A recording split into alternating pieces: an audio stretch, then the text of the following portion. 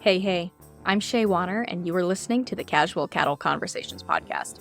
Whether you are a seasoned rancher or just curious about the cattle world, this podcast dives into the stories, science, and strategies shaping the future of ranching. Let's get started and keep your herd ahead of the herd.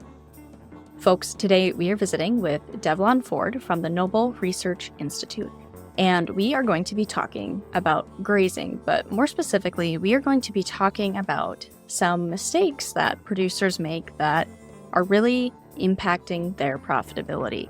So Devlon is very experienced in helping producers create grazing plans that work for their unique operations and improve their bottom line. So he has a lot of expertise and knowledge to share. He's very practical. I learned a lot in this conversation, so I hope you learn a lot too. Now, with that, I do want to remind you that if you are looking for a speaker for your next event, whether that is a workshop, a keynote, panelist, in person or virtual, I am still taking on slots for 2025. So you can message me or contact me via my website and just use the contact me form, and that goes straight to my email. But with that, let's talk about grazing. Does tax season make you want to bang your head against the wall? Is billing a bad word in your household? Does meeting with your ag lender make your blood pressure rise? Stress a little less with cattle management software, Performance Beef. It tracks important feed, financial, and health data all in one system. The results? You can pull inventories, detailed financials, and invoices in minutes. Get ahead for next year's tax season. Visit performancelivestockanalytics.com to learn more. Alrighty. Well, Devlon, I am excited to have you on the show today and to talk about grazing, because grazing is a topic that I sense that you are passionate about, and I know your coworkers are very passionate about as well, but it's just something that always goes over well on the show and is important for ranchers to always be continuing their education on and maybe brushing up on a few things. So the first thing I always ask guests, and it's maybe not an easy question, but it's sure a fun one to hear responses, is why do you believe in the beef industry? I enjoy working with livestock, cattle particularly. Got to work cattle with my son and some friends this last weekend for the first time in a long time, and while it was a good day, I mean, we was working cattle, but it was a good day, enjoyable. I just like being around like-minded people like me that want to take care of their livestock and their land. Absolutely. And tell us a little bit more about what you're doing today, because you're with the Noble Research Institute, but elaborate a little bit more on your role. My role is I'm one of the facilitators. I get to travel around a lot of the U.S. teaching courses, primarily our Noble Grazing Essentials course and our Business of Grazing course. Get to visit with a lot of producers. Hopefully when they leave our courses, they've taken something home that, from my past experiences. And typically every time I leave, of course, I've taken home something from them. So I always tell everybody I'm a lifelong learner. I was about 50 when I finally went back and got my master's degree. So as we go to these courses and facilitate these programs, we get the opportunity to learn from those producers as well. Well, I always like to visit with lifelong learners. That's part of the reason I started the podcast, so that I can continue to be one of those, and for all the other lifelong learners who are constantly wanting to learn something new, hear different perspectives. So when we visited on the phone and we're talking about, what are we going to talk about on this podcast interview, you mentioned that one thing that you either hear producers getting mixed up or that you really focus on in your courses is that difference between carrying capacity and stocking rate, correct? Correct. I've been several places, and quite often people use those two terms interchangeably. They use them for the same thing, and they're two very distinct terms, definitions, and outcomes on your ranch when used improperly. Do you want to take some time to elaborate on the two terms individually? So carrying capacity is based off a mathematical formula. It takes into account grazable acres. It takes into account forage production on those acres. And it also takes into account what utilization, how much you want consumed of that forage that's out there. Typically that's expressed as a percentage. And then on the denominator side, we'll take your livestock weight and multiply it by some intake value. Typically in our classes, just as averages, we'll use like a 2.6% intake per day for that animal. And then, how many ever days we're planning on grazing, we'll multiply it by that and then divide the numerator by the bottom or the denominator. And that will give us the carrying capacity for our ranch. How many head our ranch will support underneath the terms we put in there. Grazable acres, I hear a lot of people say, oh, granddaddy did it this way and he ran 100 cows and I got the same amount of land. Well, you might have the same amount of land and you may not. In one of our classes at the Grazing Essentials course, we talk about this. We pull up a map that's about 85 acres and 19 years later it's 75 acres. Just because the oil pad came in, the highway moved south, different things happen. So, another thing about it is if you're doing the things like your granddaddy did, you're probably running bigger cows than your granddaddy did because not many people's got a lot of 1,000-pound cows anymore like my grandfather did. So the forage availability, that's kind of based on your climate, where you're at. If you're more arid, you're probably going to run less forage than, say, we are here in south central Oklahoma with 38 average inches of rainfall. So, you're only going to be able to grow so much grass, so much forage for those animals. Utilization, how much we take, is one decision as a manager or as an owner that you make in that calculation. You decide what it is that we typically will try to push people to take less than they want to, because I've heard the term, oh, that's wasting grass if I don't eat it. No grass is ever wasted. It's always useful for something somewhere. Even if it's not ran through a cow, it'll improve the soil health in future once it lays on the ground and decays. Those nutrients can go back in the soil. On the bottom side of that equation, we talked about cow weight, and we just tell people, take the average weight of your cow herd. And typically, most people are going to use 1,200-pound cows, and then multiply that by the 2.6% intake. I know back in the 80s when I was still in school, undergrad, we talked 3% back there. Kind of the range is 1.9 to 3.5 for cattle. So somewhere in there, depending on their stage of life cycle they're in, whether they're calving or trying to breed back up, that type of thing, their nutrient requirements is going to be a little bit different on a daily basis. So we just use 2.6 as an average. And then you take that number and multiply it by the days you plan on grazing. If you plan on grazing forages 365 days a year, that's the number you use, 365. If you've got a stocker operation and you're going to be running 120 days, that's the number you use. Once you do all the math, it'll give you a number, and that's the maximum amount of cows that place will carry underneath those conditions. Stocking rate, on the other hand, is solely a management decision. That is the number of animals that we as managers and owners choose to put on our landscapes. That's how many animals we buy or put on that ranch. So it's straight up management decision.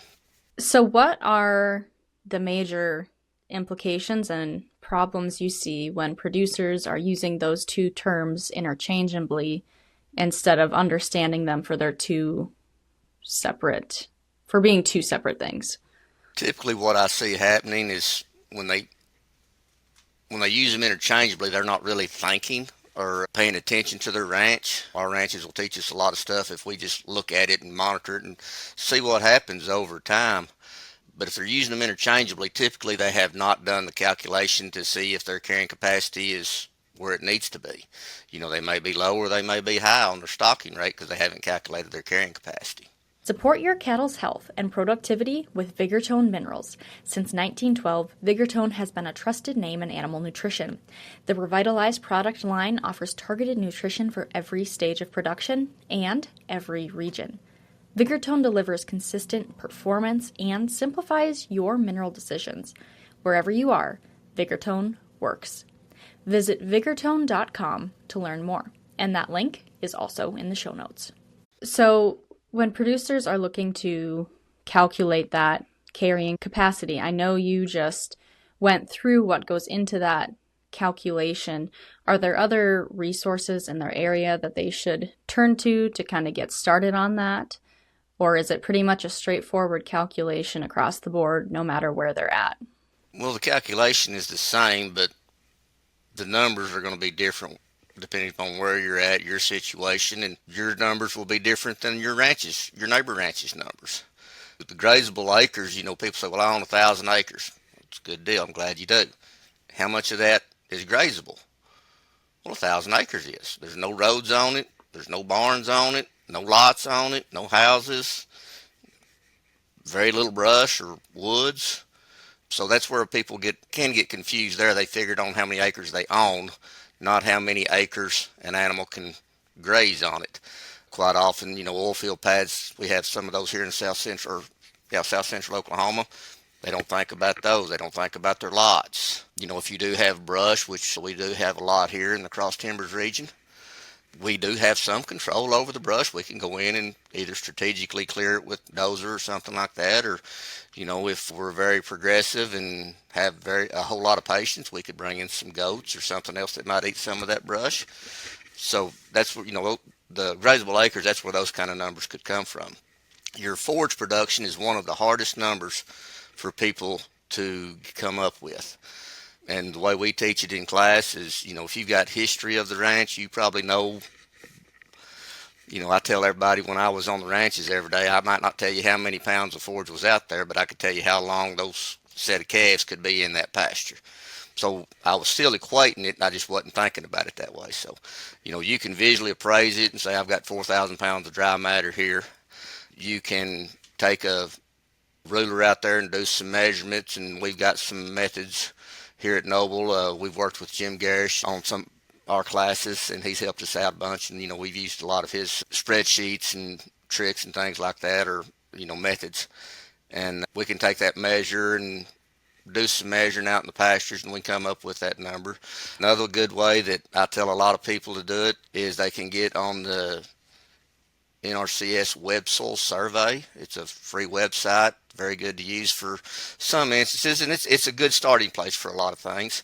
They can get in there and outline their ranch on that map, and it'll give them an average. You can look at a good year, a bad year, an average year, and I suggest either going at the high end of average year and at the low end of or the best end of bad year, because if you use a good year every year, your carrying capacity is going to be too high, because we have 38 inches average rainfall here in Oklahoma, and we might hit that 3 out of 10.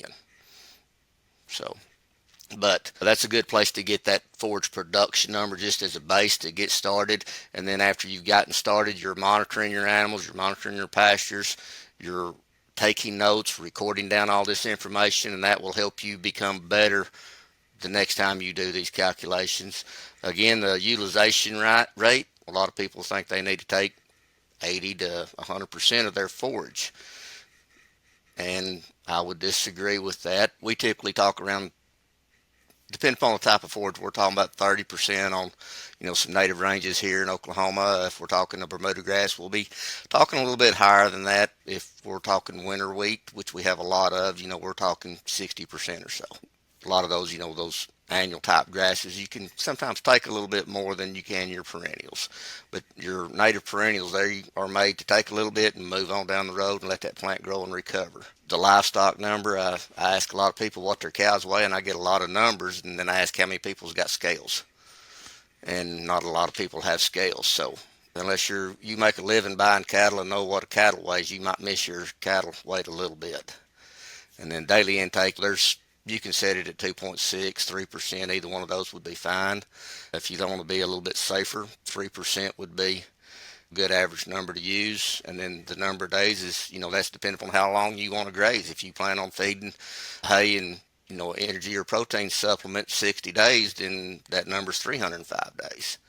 If you've got a lease that runs out in 9 months, you're looking at a 9-month or 270 days, how many every days you're planning on grazing that landscape is where you put that number there. So, like I said, the carrying capacity calculations is some of the hardest math we teach. Okay, so I really appreciate you walking me through that and the listeners through that and going into more detail there.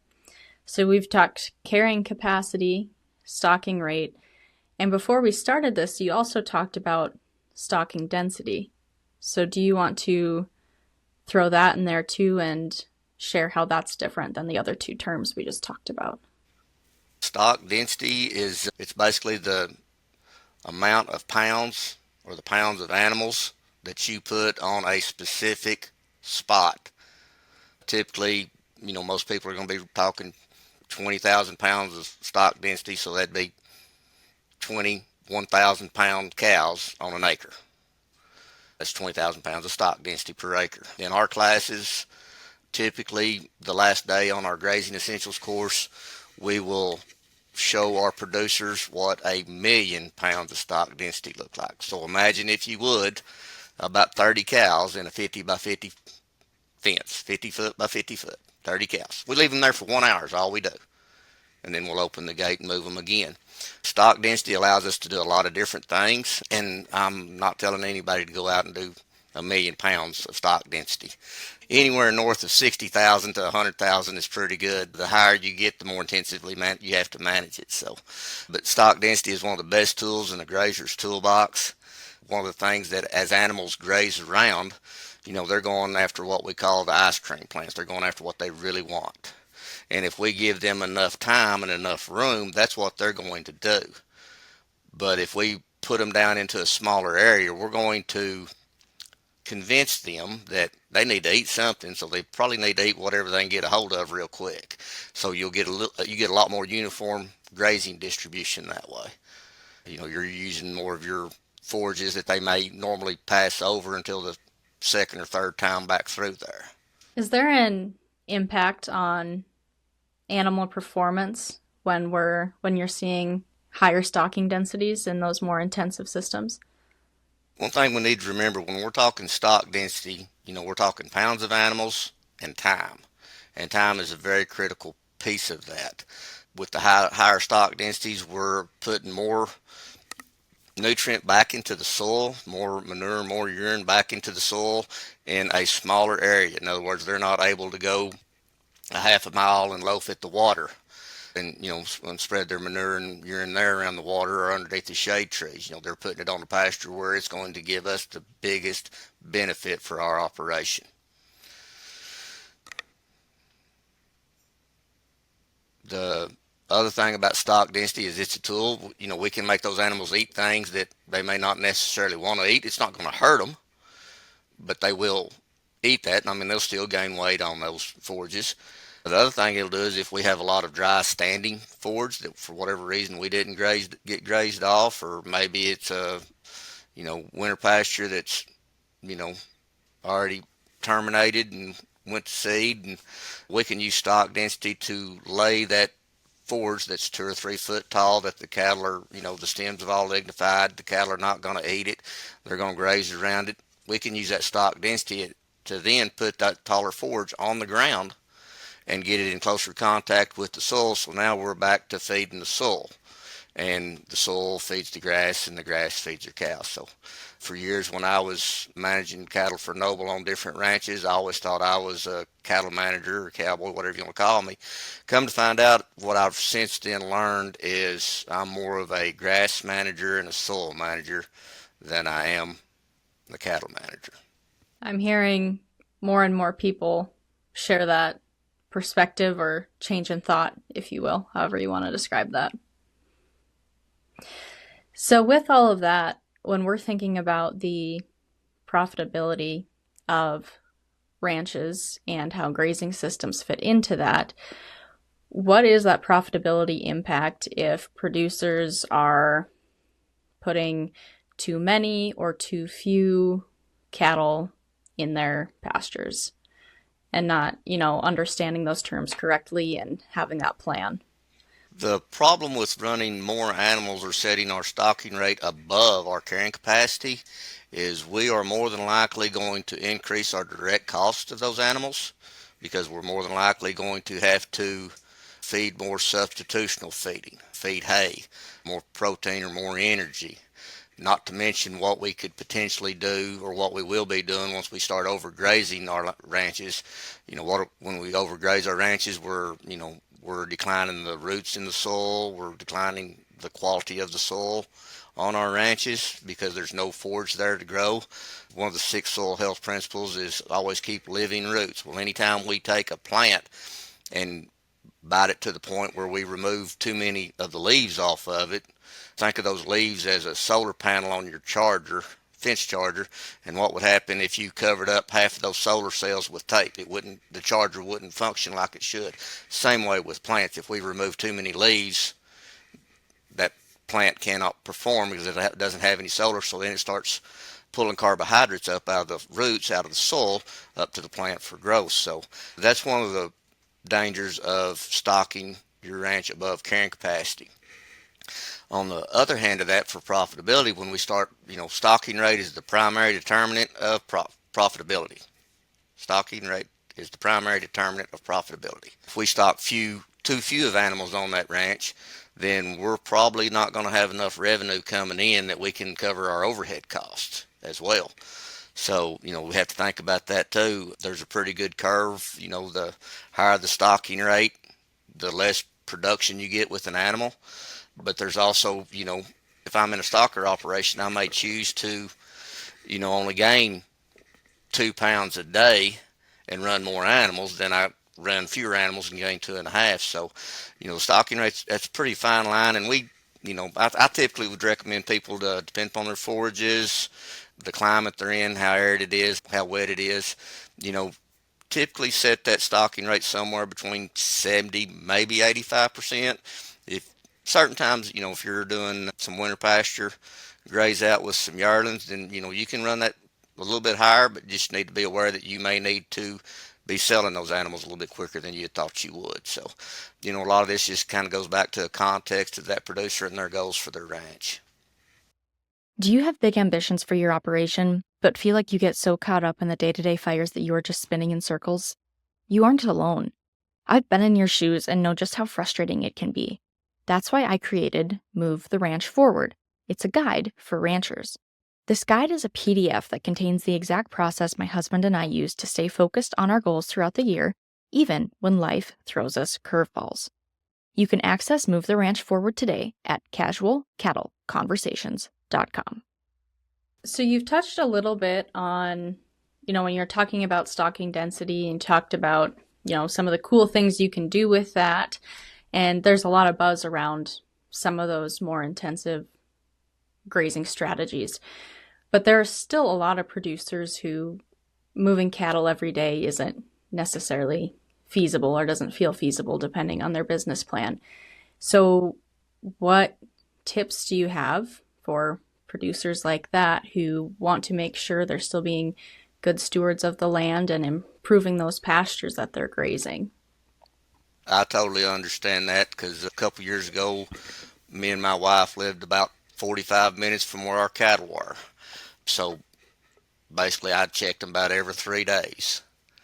So I would come up and I would move my cattle about every 3 days. What we typically tell people in wetter climates like we have here in Oklahoma, once you go in there and start grazing an area, within about 3 to 5 days after you first move in there, there'll be new leaves coming up on that plant.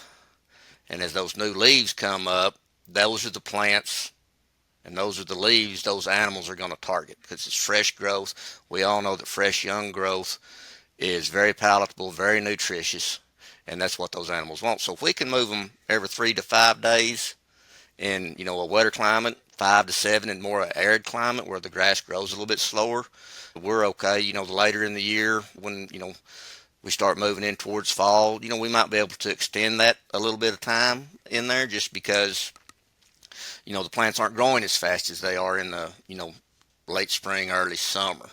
So, we have to make this fit our ranch, fit our lifestyle, and just understand what our goals are for our ranch. And if our goals are to improve soil health and we have the ability to move every day, great, get after it. If you only have the ability to move once or twice a week, do the best you can, but always remember there are pros and cons to everything we do. So, someone who moves every day, they may improve their ranch faster, but they've got a lot more time invested in it too. Someone who moves once or twice a week, they'll achieve the same results. It may just take them a little bit longer, but still yet there's quality of life that's involved in all this as well. Well, and I think about myself personally, we have a diversified operation. So there with the farming and other businesses too, that's something else that we always take into consideration when we think through our grazing plan and breeding groups each summer.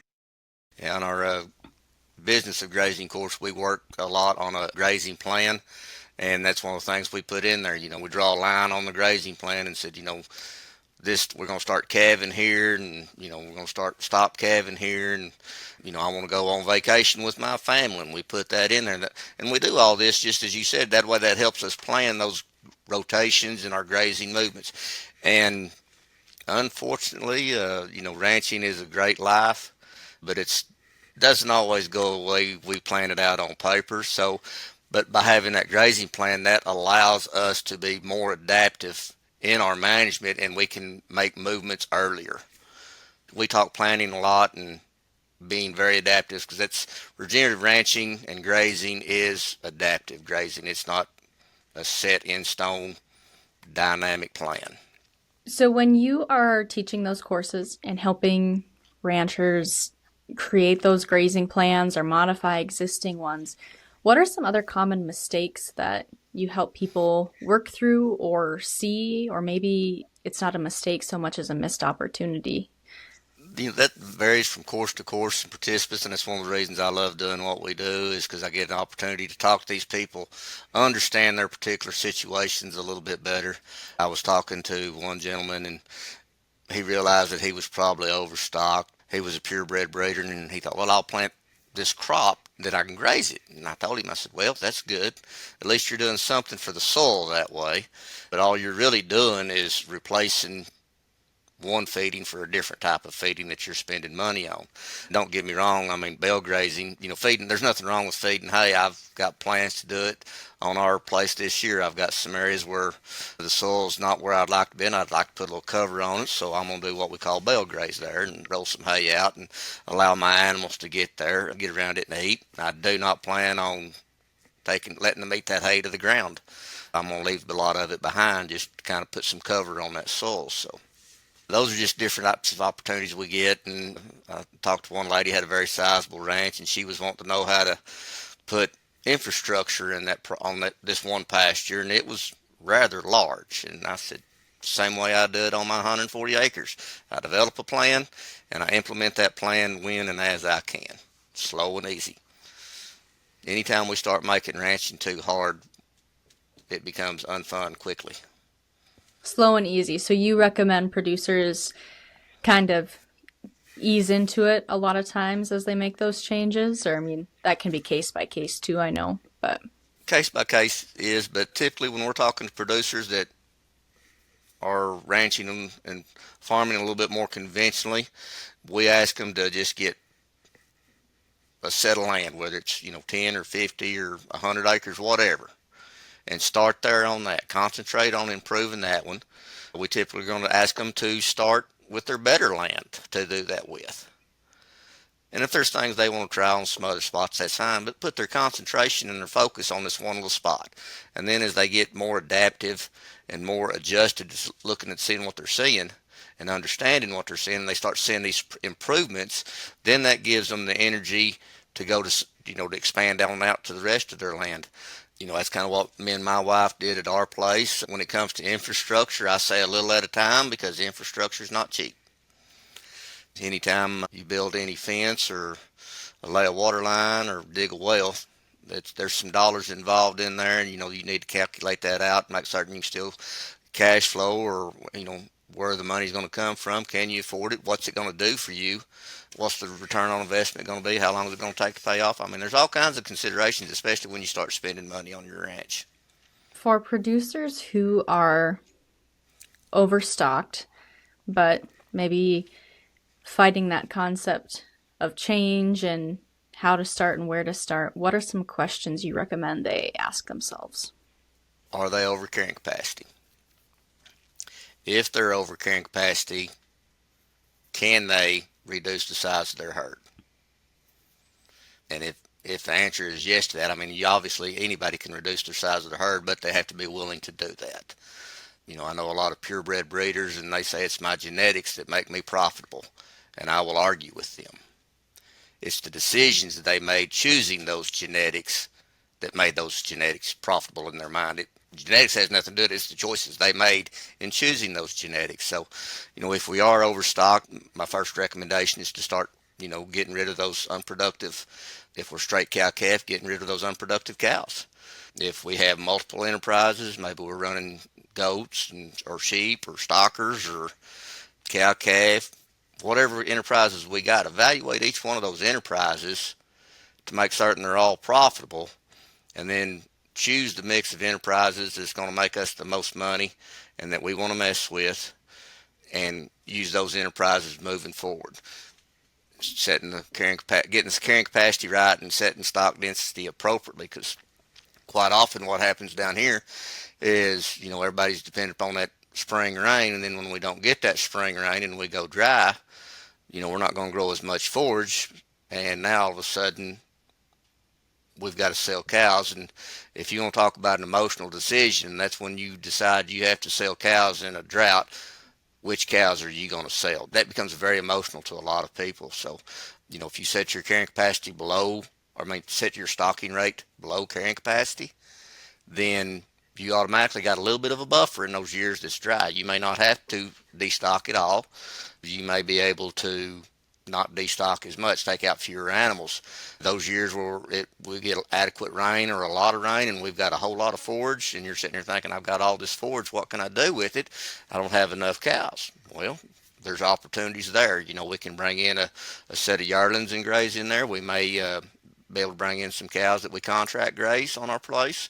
Maybe there's some areas we wanted to do some land improvements, and maybe we're going to set aside some land that we've always wanted to burn but just didn't have the forage. So, those gives you opportunities that way. All right. Well, as people go ahead and think about our conversation today, if they want to dive deeper into this or get more information, what resources should they go to, or do you recommend? They can always go to our website. It's ennoble.org. There's some articles. There's a list of our classes that they could attend if they want to do that. I know we've got several coming up in several different states pretty quickly. There's all kinds of other groups that are out there, podcasts such as yourself, YouTube channels, different things like that. The regenerative ranching movement is becoming more mainstay, I believe. So there's opportunities everywhere to look for information. All right. Well, I really appreciate our conversation today and your willingness to share your knowledge and expertise. For those of you who are listening, you can find the link to the Noble website in the show notes. It's under that description there. It'll be easy for you to find there. And with that, happy ranching, folks.